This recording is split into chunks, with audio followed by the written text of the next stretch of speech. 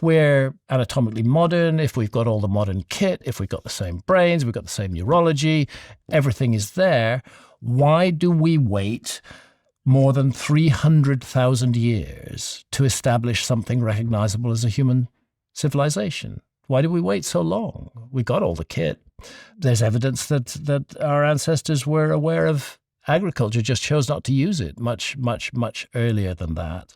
The complex of events that leads to a city-based civilization, which is the kind of civilization we have now all over the world, that you can only really trace that back to 6,000 years ago. Yes, you can say that before 6,000 years ago there was build-up to what became the high civilizations. But my question is, why not much earlier? Why did we wait until that moment? And I don't find a satisfactory answer to that question, except perhaps we didn't wait. Perhaps we're missing part of our story, a number of peaks. And one of those peaks was navigation and ocean seafaring, hence the survival of maps, which show the world as it looked during the Ice Age. And another was astronomy.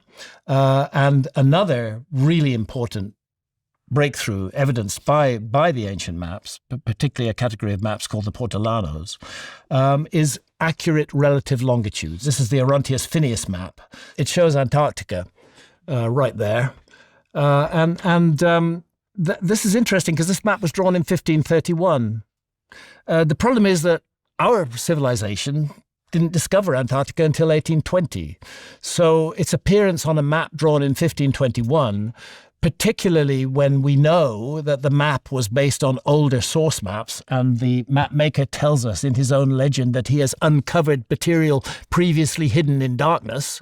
When we find that, we have to begin to wonder what is going on here. Had somebody found Antarctica long before we did, and mapped it with extremely accurate relative longitudes? And that's important because our civilization didn't crack the longitude problem until the mid-18th century.